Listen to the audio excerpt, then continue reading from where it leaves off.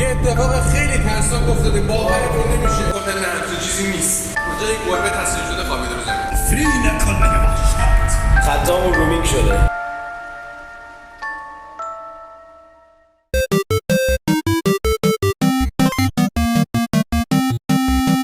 امروز قراره دهنمون سرویس بشه.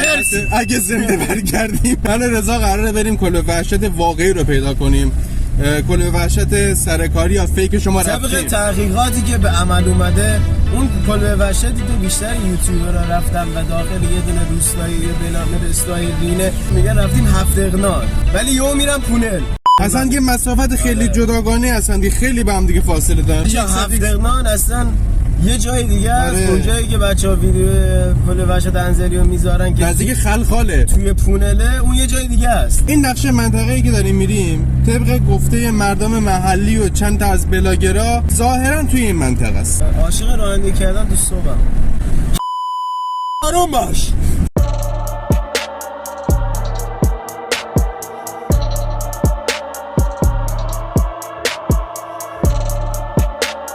از من شما نصیحت میخوان رفیق پیدا کنین اول ببینید چقدر با تربیته. حالا منظورت اینه من بی تربیتم؟ یه چیز مایه ها. رسیدیم به شهر خوشمزه ها. از همینجا به تمام زیاربری عزیز سلام میکنیم. اگه زیاربری هستی کامنت بذار، ما خوشحال میشیم کامنت شما رو ببینیم. اگه فومنی هستی کامنت بذار، اگه سومن سرایی حالا مونده اگه رشتی هستی کامنت بذار. رضوان شهرم جلو سره. هر کی کامنت نظر ایرانی نیست. گفتم که یه ذره قیزشون نه گفتم یه ذره قیزشون فوش دوست داره. فوش داره. بچه کم کم بزنیم بغل یه چای یه چیزی بخوریم. میخوای یه ذره از منظرهای بیرون بگیری حالشون داره به هم میخوره. آره ماشین 70 دلار بزن کنار آقا، بزن کنار. 206 70 دلار اومده بزن کنار آقا. این میدونین چیه؟ این پر عقابه. توی آخرین جنگی که با یه عقاب 70 متری داشتم 6 70 متر بود دقیقاً. ارتفاعش یا بالش؟ کلش. محیط مساحتش حساب کردی؟ متر مربعش. متر مربع. عقاب مگه بر اساس وتر طول ضرب در زاویه قائم حساب نمی‌کردن؟ مثلثه مگه؟ آره دیگه عقاب قاعدتا شاید مثلث وقتی از بالا نگاش می‌کنی. عقابی که من گاهی یعنی کشته گاهی دیدیش گاهی میدیدیش متوازی الازلام. خب داشتی میگفتی استاد. بعد اینکه کشتمش بعد کرد چیز یعنی خوردیش. آره خوردمش. یه دونم این 3 تا پر افتاد. گفتم واسه به عنوان خاطره‌ای که ازش باز شه یه غنیمت مبارزه‌ای ازش جمع کنم و برام حرف میزنم. ببخشید حوصله‌ام سر رفت. ببخشید. تمام شد. دیگه سوپرمارکت پیدا کردیم یه چایی بخوریم یه ذره استراحت کنیم و بریم بقیه مسیر رو ببینیم. الکیه نه ما خیلی بشیم اون رو بازی خیلی بشیم یه فیلم چه کنیم که آقا الکیه مسخره بازی این نیست. اون کلبه اینه نه جنگل خورد. هیچ کلبه اینه نه هیچ وجود نداره. انا محل دقیقه نمیشه نقشه رو علامت بزنیم وره. جنگل الان ایده امام زاده نه بود که اونم بکنن قبل اینات بکنن اصلا اون قبل الان من خودم الان 20 چند سال هست میشم. اون چیزا کرده. روبروی شهر سنه جاده فقیه خودم الان بهشون گم نه تا شان نه داره چای میخوره. نه هنوز نخورده. نخورده. خیلی غیر معمول داغه. به نظرت مشکوک نیست چایشون انقدر داغه؟ داغ نیست که حالت خوبه. بخور الان میسوزه. حالت خوبه؟ داغ نبود؟ نه. از طعم چایش بگو چطوره؟ طعم چای میده. وای من باورم نمیشه. به من داریم میگم از چای باورم نمیشه. چه دماغ کلوزاپ است دماغ نرو دماغ. میشه دماغم قفیم نگیری خواهشه؟ عجب چیزی داره. خب بچه ما با مردم محلی صحبت کردیم و واقعا الان تا کلبه حدود 5 دقیقه راهه. دروغی بیش نیست. داستان از حدود 20 الی 25 سال پیش شروع میشه که یک گروه واسه پیدا کردن طلاهای اون شهر زیرزمینی به این منطقه میشه گفتش واقعا هجوم میارن که اون طلاها رو پیدا کنه زر نزن. آهنگ بستمین است. نمیخواد. که میان اون طلاها رو پیدا کنن و یک داستان درست میکنن به نام کلبه وحشت. اصلا اینها اون زمان قدیم قبل اینکه گروه و سفاره بیان واسه تفریح میرفتن اونجا، ولی از زمانی که این داستانها رو درست کردن نذاشتن مردم برن که بتونن به کار خودشون برسن، داستان کلبه وحشت بولد شده. در واقع اون کلبه ای هم که یک سری دیگه از بلاگر رفته بودن و گفته بودن این کلبه است، حتی اون کلبه هم نیست. علتش اینه که اصلا سازی اون کلبه سازی جدیدیه، زیر 100 سال قدمت داره و یه چیز دروغیه. خب بچه ها اینم از مسیر ورودیش که داریم میریم. خب میرم جاده خاکیشه، از اینجا دیگه جاده شروع میشه. بچه ها شاهد یه دزدی خیلی بد هستین، داره مال مردم رو غارت میکنه. چیه اون برادر؟ انگور وحشیه؟ سیاولیکه. چه؟ یه جور چای محلیه. بابا بیا بریم بابا، الان چای خوردی؟ خوبه. بیا بشیم بابا. من عزیز مرتضی داره اونجا علامت گذاری میکنه. خسته نباشی. خجالت هم نمیکشم. چطورم؟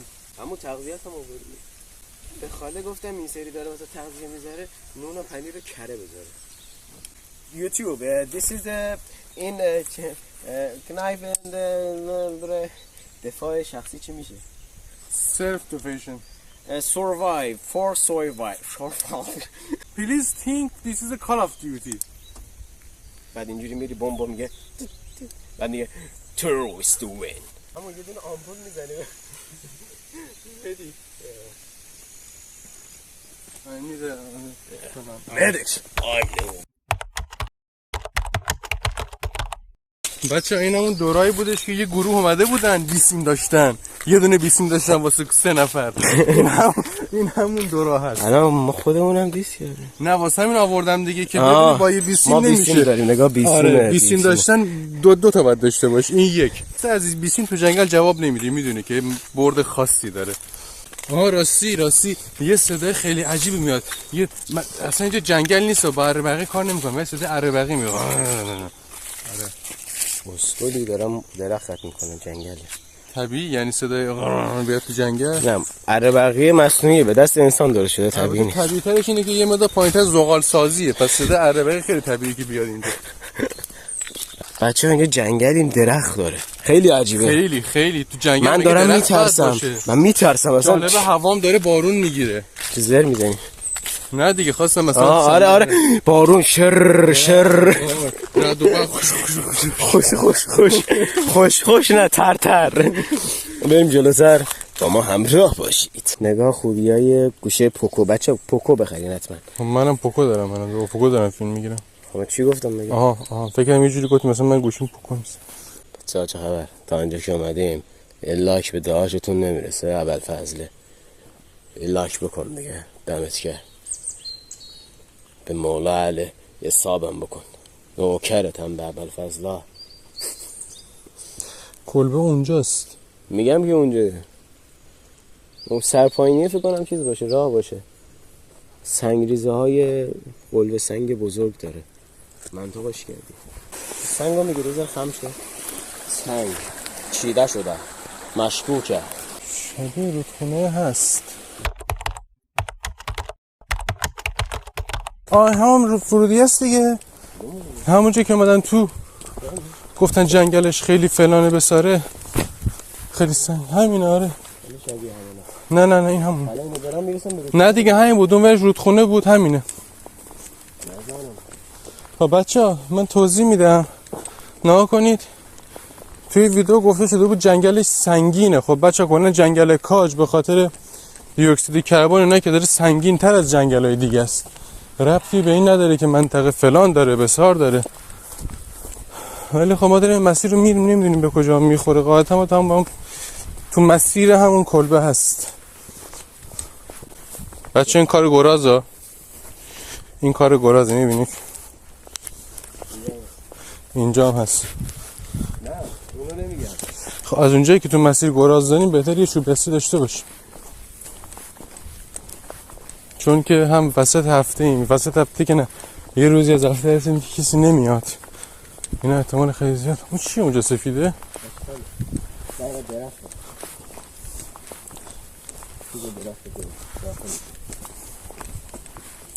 رضا داری جلو میری حواست به راه باشه، دیدی راه داره محو میشه حواست باشه. خوش که مشخص مسیر من، عجب جنگلیه خدایی. مال رو بچه ها میان تو طبیعت چیز میخواین، چیزتون رو ول نکنین اینجا لطفا. یکم رفته اونجا چیز خورده. یه چقدر چیز خورده این. راه دورایش دو راه نیست، برو یکی برو دو راه 100% صندوق چپیه نیست. چرا؟ نیست صندوق چپیه نیست. مسلمونی تو؟ چه ربطی داره؟ چرا کار مستقیمه؟ آقا سوم میگی؟ نه واقعا رفت و یه نکته عجیب که اینجا گزنه در اومده. جای روشه گزنه نیست. گیلانه یعنی شهری بچه میدونستیم به جنگل کاج میگن جنگل مرده؟ میدونین چرا؟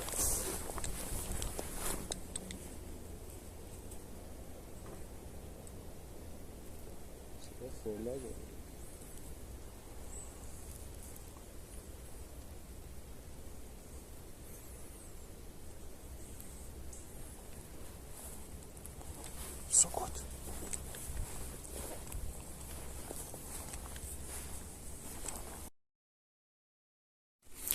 خب بچه من آروم حرف میزنم چون داخل جنگلیم، هم به خاطر اینکه نمیدونیم چی جلومونه، همین که بخوایم یه مدر صدا رو حفظ کنیم. منطقه که ما هستیم اینجاست و اینم جایی که گفتن ظاهرا کلبه اونجاست، در واقع توی این صافیه ما قرار داره. حالا بریم جاده ببینیم به کجا اینجاست. جاده هم داره کم کم محو میشه. راست میگه. چه خبر؟ خوبه؟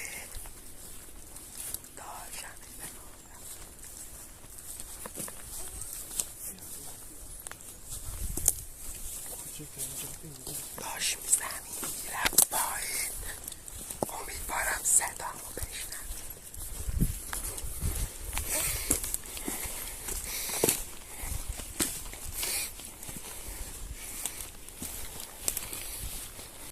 بچه ها دیگه جاده ای نداریم، جاده صافه، هیچی نیست، صافه هیچ جاده مال رو هم نیست. داریم با ناوری دیجیتال میریم جلو فعلا، ولی خب یه سری نشانه واسه ما گذاشتیم که حداقل گم نشیم. بریم جلو ببینیم به کجا میرسیم. زیاد ظاهرا فاصله نداریم تا مقصد، شاید حدود 300-400 متر مونده باشه. تو هم سراشیبیه. بریم ببینیم به کجا میرسیم. فکر نکنم تو نقشه که چیزی درباره سراشیبی نه. نه زیاد نیست، به خاطر همونه. اینم که چاله دفین است، اینجا کندن واسه گنج اینجور چیزی. احتمالاً چیزی پیدا نکردن چون پایین‌تر نرفتن. چال اسکندرونه. دفینه هم خیلی پایین‌تره که بخواد اینجا پیدا بشه. قارچ. رودخونه هست. رودخانه داره. این کنده جا شبیه همون کنده است. تو آبه.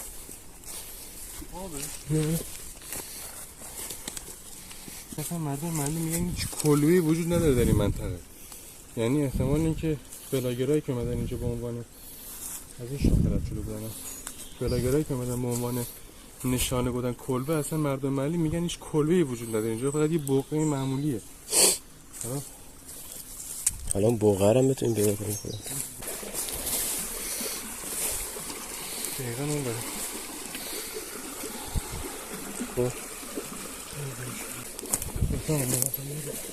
مردی من نمیم.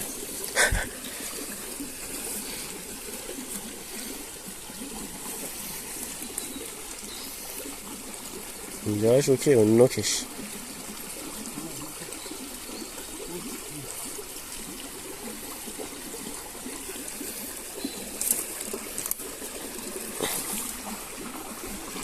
بیافته پایین به چخ میره.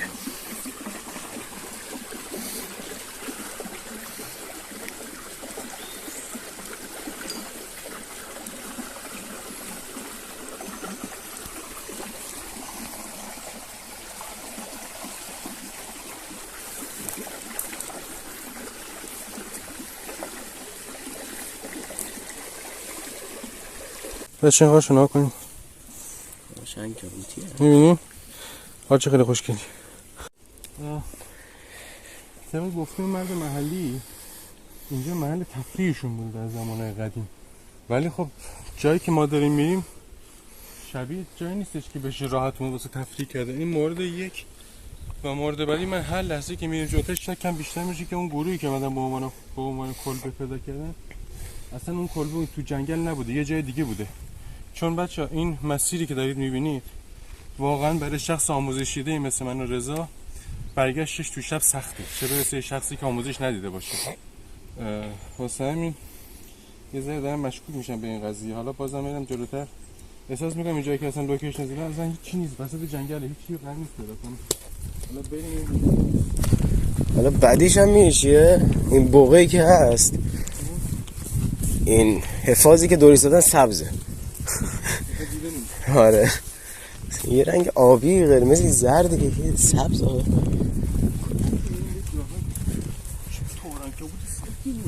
ای چون رد کردی پاره کردی نکنه باز رود خونه است.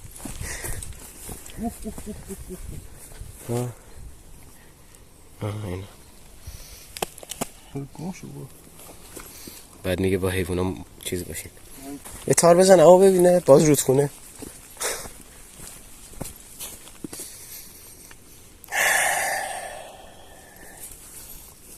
بسی در این راه نه دهنمون شد وا. اون بره کدوم بره؟ میشه یه لحظه مپو ببینم؟ اونجاست.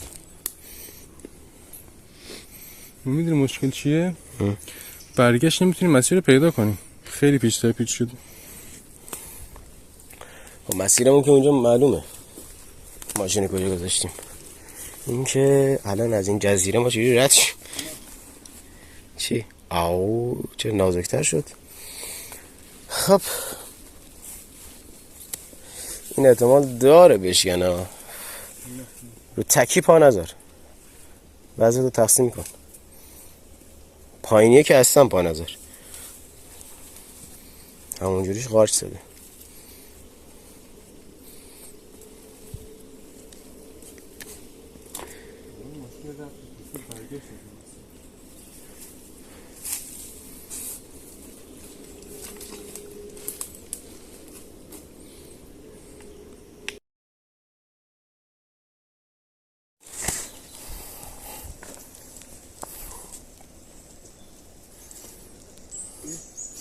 بحث عمقش نیست بچه، عمقی نداره. بیشتر مسئله ما اینه که با تجهیزات خیس نشیم، چون لوازم فیلم برداری داریم. خب بچه ها به شهر زیرزمینی رسیدیم. خب پس تا اینجا مسیر میشه گفتش که درسته، تا اینجا مسیر. این همون شهر زیرزمینی است.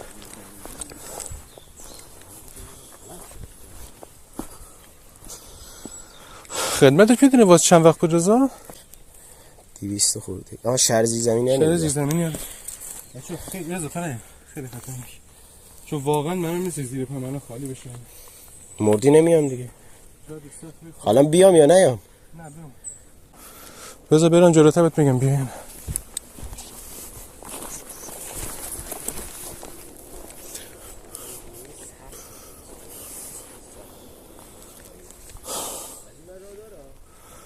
ها میدونم، میخواستم ببینم چیه. بچه اینی که میبینی سقف خونه است. خب این سقف بقیهش پایینه، دیواره ریخته. چه ملاتی بوده، ملاته همونجوری مونده. عجب سیاولی کیه بابا؟ اینم تو فکر خوردن یک دلش کنی صبح تا شب میشینی ای خدا گناه من چی پایین اومد. حرف مفت نزن وای. حرف مفت نزن. میخوای بیای این پیدا کنیم، بعد موقع برگشت بس سگ بشیم بخور. دلتون نخواد. چرا دلشون باید بخواد؟ چه طعمی هستن؟ خود چه طعمیه؟ الان میگه طعم نوتلا میده. شبیه زازاره که مزش. بدم میاد. حرکت میکنیم. عجب چاله گنج اینجا. بعد یهو بگیم بعد یهو ببینیم که هنوز اونجا دارن زندگی میکنن. ما رو با تیر و کمون بزنه. ما رو با تیر و کمون بزنه. خیلی نزدیک شدیم. دوباره دوراییه راست شد. چرا همه دورایی راست میری تو؟ چون مسیر داره ولی بسته. خب این ورم مسیر داره ها. اون ور صافه. یاد چیز افتادن دیو دلبر افتادن. باباش اومد دنبالش گفت از این وقت ترسناک‌تره بس شاید نزدیک‌تره. رفت به چوخ رفت. آدم درست گفتی که وای خدا چرا سیاولیک داریم. بابا وا بده.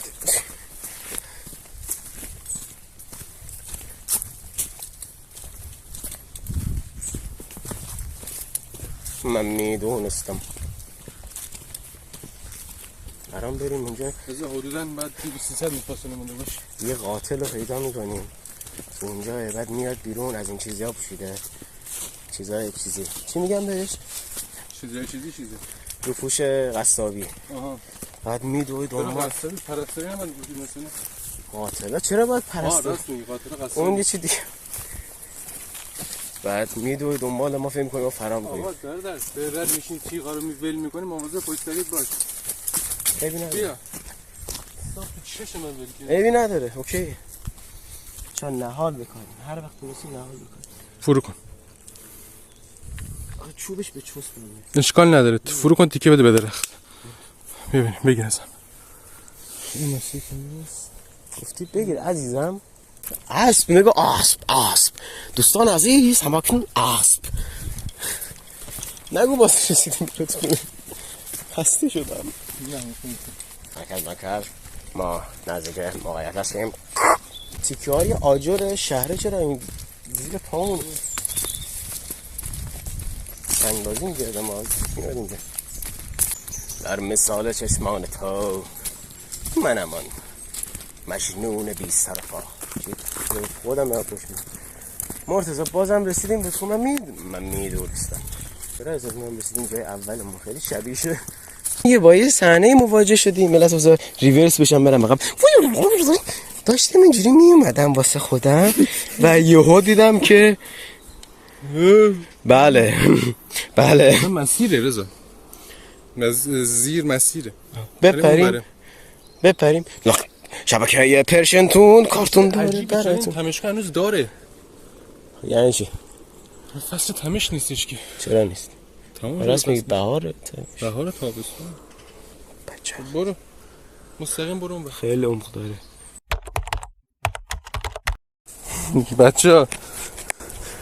بچه واقعیت اینه که ما کل این جنگل رو زیرورو کردیم هیچی پیدا نکردیم تمام راه هایی که وجود داشت رفتیم بقیه راه ها هم که همگی اصلا بسته بود یعنی اصلا جوری نبود که بخوای بری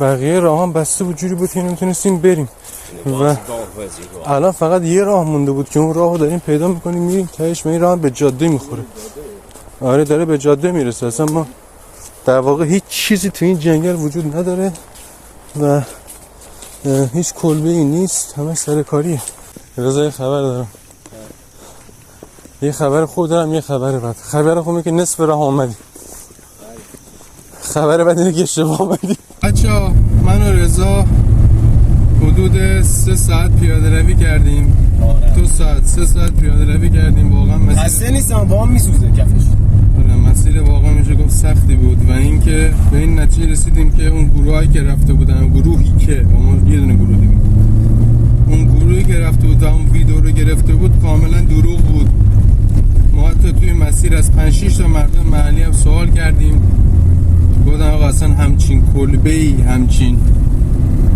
جایی در این جنگل وجود نداره یه چیزی اضافه کنم اگه اون گروه این ویدیو رو میبینه اگه ساکن رشت هستین میتونین میشه با هم دیگه هماهنگ کرد و ما رو ببرین سمت اون کلبه و به ما اثبات کنین که اون کلبه داخل این جنگل بوده اگه نه که خب مسلما یعنی دارین دروغ میگین چون ما دقیقاً مسیری که اون گروه رفت رو رفتیم حتی اون رودخونه‌ای که ازش رد شد حتی اون جایی که ماشینشون رو پارک کرد همون مسیر بود فیلمش هم گرفتیم موجود هست ولی کلبه پیدا نکردیم تو مخصوصا حتی لوکیشنی که اونا زده بودن هم دروغ بود لوکیشن واقعی نبود دقیقاً وسط جنگل بود و تنها چیزی که پیدا کردیم شهر زیرزمینی بود هیچ چیز دیگه پیدا نکردیم تا شوهای 200-300 متر شد بیشتر 400 متر لوکیشن هم گشتیم یعنی دیگه از یه جایی به بعد اصلا جنگل اجازه نمیداد که جلو بریم انقدر این بوته‌های خاک توی هم تنیده بودن مثلا مسیر واسه رفتن وجود نداشت. مسیر میساختیم، باید مسیر میساختیم. ما هر جا که تونستیم رفتیم، هیچ راهی وجود نداشت. و اینکه امیدوارم که لذت برده باشین از این ولاگ. بچه‌ها ما تلاشمون رو کردیم ولی نشد متاسفانه. این تلاش ها رو واسه این ما انجام میدیم و سختیشو به جام میخریم. مرتضی حرف میزنیم. آره دیگه برعکس شد. اثبات کنیم به شما الکی ویدیوهای بعضی از کسا رو نگاه نکنید که الکی ویوشون بره بالا و خودشونو بگیرن و فلان. اصلا هم قصد تخریب کسی رو نداریم. ما فقط دنبال واقعیتیم. کسی که کارش اوکی باشه میگیم اوکی، ولی اگه اوکی نباشه تکذیب میکنیم و میگیم آقا طرف کارش اوکی نیست. الکی معروف نکنین و ویو واسه پیجش نگیریم. آره همین.